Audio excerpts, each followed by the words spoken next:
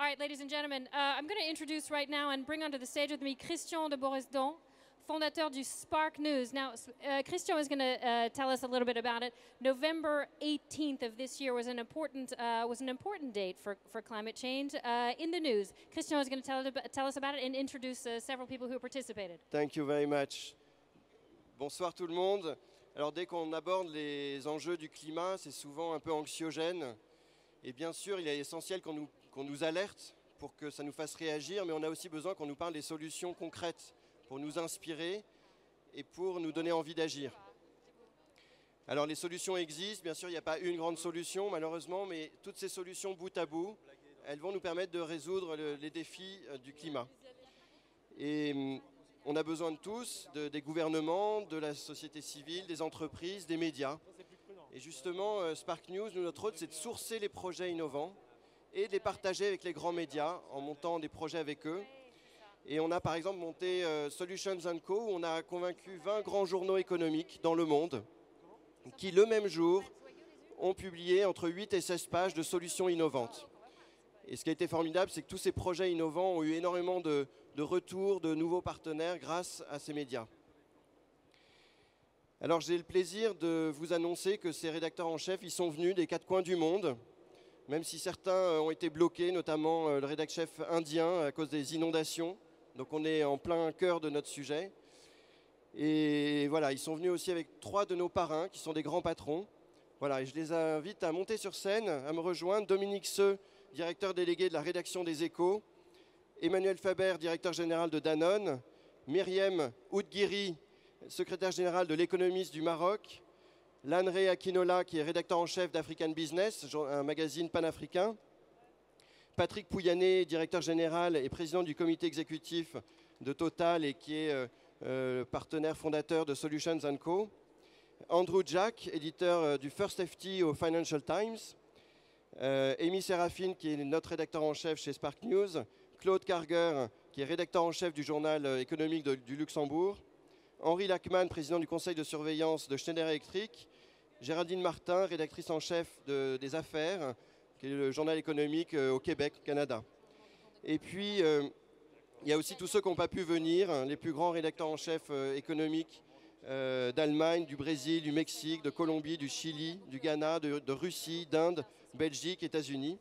Voilà, c'est une belle équipe qui a fait un travail formidable, qui a cru dans cette idée.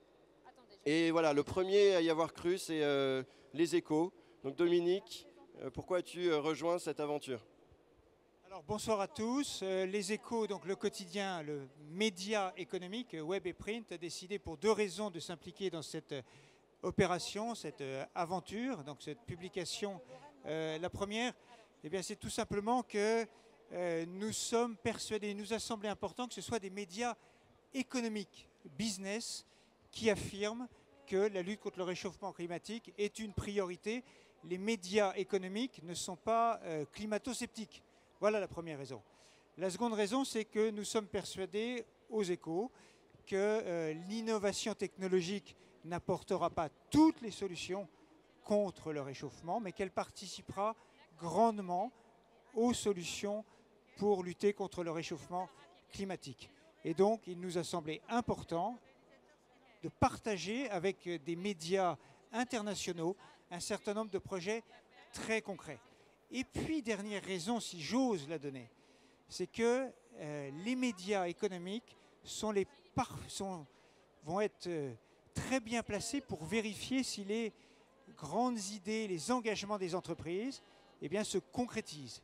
Si derrière les discours, il y a des réalités, et c'est ce que les médias économiques peuvent juger sur pièce.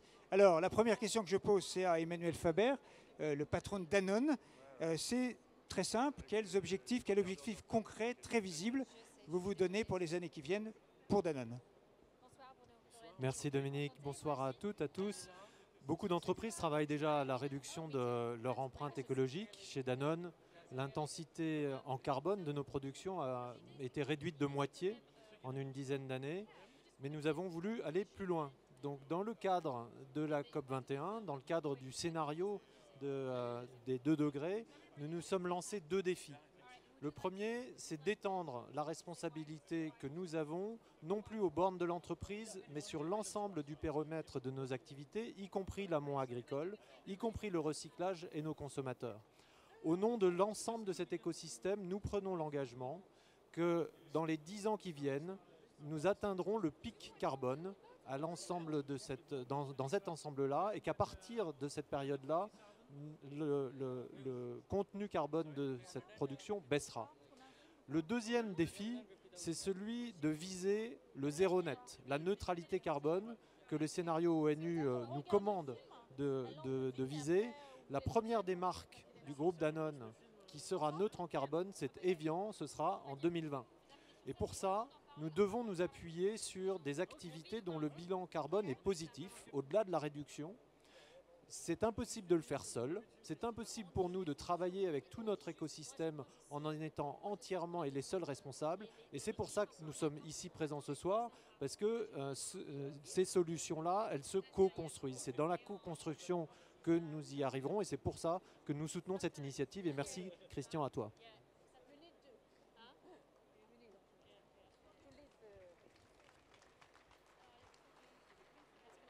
Good evening, everybody. Allow me to start with an apology. I'm that one person who doesn't speak French, so I'm going to be speaking in English. Very briefly, I cover Africa, and if you know much about the continent, you'll be aware that Africa accounts for a tiny fraction of global emissions. I think it's something like 2%. But it's also the world's most vulnerable region when it comes to the impacts of climate change. We as the media, we have a very important role to play in raising awareness around the impact that climate change is having on societies, but also identifying and highlighting solutions that can help in tackling climate change. And that said, it's not enough to just focus on Africa, because by its very nature, climate change is of course a global issue. And as such, you need awareness globally, and you need solutions globally. And that is where Solutions & Co is a fantastic project to bring together leading international business media, to collaborate on content, to raise awareness and to highlight those solutions. And I'd like to congratulate the Spark News team. They've really achieved something quite special this year. We're very proud to be part of the Solutions & Co effort, and we very much hope to do it again. Back to climate change very briefly. That's the Spark News team. Back to climate change very briefly. There are obviously many challenges that need to be tackled, but arguably one of the most important, if not the most important, is the issue of energy. Across Africa, 600 million people don't have access to electricity. And globally, we all need more energy. We will continue to need more energy, but we also need this energy to be more sustainable, and we need this energy to be cleaner. And it's a pleasure for me to hand you over to Patrick Pouyanné, who is the CEO of Total, who's going to give us some insight into how major oil energy companies such as Total can address the issue of energy. Bonsoir, je prends le relais sur l'Afrique, puisque Total est effectivement une grande compagnie énergétique très implantée en Afrique.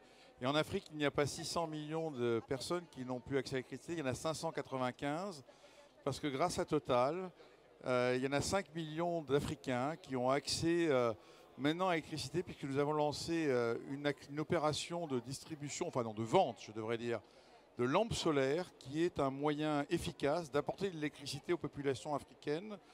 Des lampes qui ont divers formats, que nous vendons entre 20 et 50 $. C'est un business social. Nous le développons aussi avec des plateformes de crowdfunding comme Babylone récemment.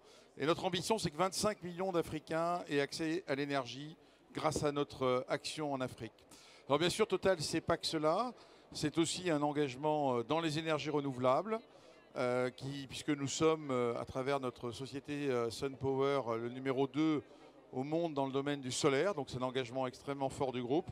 Alors bien sûr, nous sommes aussi une compagnie qui produit des hydrocarbures. Ils n'ont peut-être pas très bonne presse en ce moment, mais sachez qu'on en aura encore besoin très longtemps, comme le disent d'ailleurs les scénarios 2 degrés de l'Agence internationale de l'énergie, et que notre objectif à nous, c'est de les produire, mais de les produire dans le respect de l'environnement. Et un des engagements que nous avons d'ailleurs atteint, c'est de réduire de 25% les émissions de CO2 de Total entre 2008 et 2015. Donc nous agissons, et nous agissons également en faveur de l'innovation. En fait, il est clair que le monde de l'énergie évoluera, qu'il faut favoriser l'innovation. Donc, nous avons notamment mis en place un fonds qui s'appelle Total Energy Ventures. Nous soutenons des startups qui, dans divers domaines d'énergie nouvelle, le stockage de l'électricité, d'autres énergies, vont apporter des solutions de demain. C'est un engagement de long terme. Nous soutenons une quinzaine de startups et donc c'est naturellement que nous avons été un des partenaires fondateurs de l'initiative Solutions & Co, puisque l'idée est de faire émerger par la mise en avant à travers les grands quotidiens économiques des projets à énergie positive. Je crois qu'il y a eu près de 500 projets dans 90 pays, 50 mis en avant par les grands journaux. Et l'engagement que nous avons pris d'ailleurs, c'est que nous allons regarder ces diverses startups pour voir si nous avons envie d'y investir. Je ne le garantis pas, mais c'est en tout cas, en soutenant cette opération, je crois que ça traduit notre volonté d'être partie de la solution. Chez Total, nous avons choisi un slogan qui est Committed to Better Energy. Et ça passe aussi, bien évidemment, par fondamentalement accompagner l'évolution de la transition énergétique dans les années qui viennent. Et pour un grand de l'énergie comme Total, c'est bien sûr un défi majeur, mais c'est un vrai engagement de l'ensemble de l'entreprise.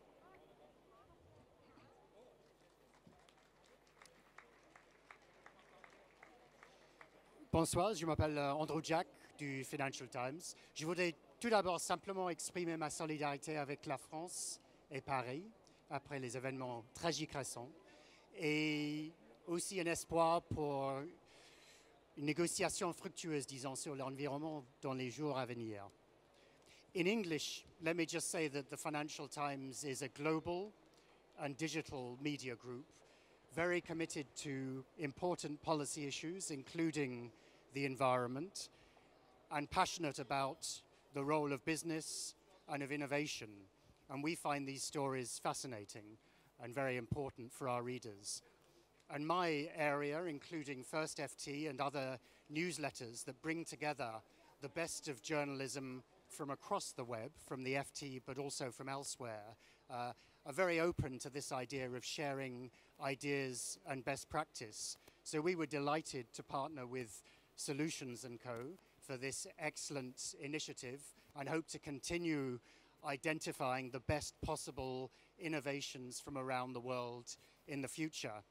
And as a mark of our commitment, we hope next year to have a big award and perhaps even more ambitious than that, a sort of marketplace to showcase enterprises, startups, social initiatives that have some prospect of being sustainable, of growing, of being replicated elsewhere. And you can find the details at ft.com/climate awards. So that marks our continued interest in this sort of partnership for this very important cause. Et dernièrement, donc, je passe la parole à Henri Lachmann. Et si j'ai une question à poser, c'est un peu justement, quel qui arrive ici avec les négociations de COP21, qu'est-ce que devrait être le rôle des entreprises individuelles et le rôle les responsabilités des hommes d'affaires, les chefs d'entreprise pour lutter contre le chauffement planétaire? Bonsoir, si vous voulez, moi, la COP21 me rend plutôt très optimiste. Elle me rend optimiste pour 4 catégories de raisons. La première, c'est qu'elle fait prendre conscience et elle mobilise la population, les entreprises et les gouvernements à devenir acteurs de la santé de la planète. Et on n'a pas besoin que de règlements, il faut que chacun d'entre nous devienne cet acteur. Deuxièmement, je crois qu'on n'est plus dans une industrie vaine dans la transition énergétique. Il faut passer de la transition énergétique à la révolution énergétique. Parce que quelque part, nous avons maintenant les moyens de produire de l'électricité plus propre, de produire de l'énergie plus propre, de la distribuer de façon décentralisée et de faire en sorte que beaucoup plus de gens aient accès à l'énergie. Et pour réagir à ce que disait Patrick, Schneider Electric a la chance d'être dans une industrie du futur parce que l'électricité est l'énergie du futur, mais quelque part nous faisons partie de la solution alors que nous ne faisons pas partie du problème. Troisième chose, c'est qu'il faut absolument donner de l'accès à l'énergie à tout le monde. Schneider s'est engagé de donner l'accès à 50 millions de personnes dans le monde dans les 10 ans à venir. Je crois que la technologie associée à la technologie de génération électrique, associée à la digitalisation de notre monde, doit permettre de donner l'accès à l'énergie à tous ceux qui n'en ont pas. Et l'énergie, notamment l'énergie électrique, c'est la vie. Et pour répondre à Dominique Ducreux, moi, pour vous confirmer le bien fondé et la réalité de nos engagements, j'inciterai beaucoup les entreprises à ne pas communiquer exclusivement leurs performances en termes économiques et financiers. Je crois que la mesure induit les comportements et qu'il est fondamental que l'on communique, que l'on publie les évaluations en matière sociale, sociétale et écologique. La communication exclusive en termes financiers est devenue très très insuffisante. Merci beaucoup. Alors, vous pourrez entendre ceux qui n'ont pas encore parlé tout à l'heure dans des sessions après. Alors, bien sûr, tout ça, ça ne s'arrête pas après la COP21. On continue. On croit que ces solutions disruptives qu'on a médiatisées tous ensemble, eh ben, on peut les accélérer et les entreprises sont un outil aussi pour accélérer ces solutions ou pour les intégrer. Et d'ailleurs, on crée un club de l'innovation positive, le club Spark News. Donc, vous êtes les bienvenus pour créer ces connexions et accélérer toutes ces solutions. Voilà, l'aventure ne fait que commencer. Merci à tous, merci à la formidable équipe de Spark News, merci à tous ces rédacteurs en chef, même ceux qui sont avec nous par la pensée, merci à nos 3 grands parrains et on vous souhaite une bonne soirée. Merci, au revoir.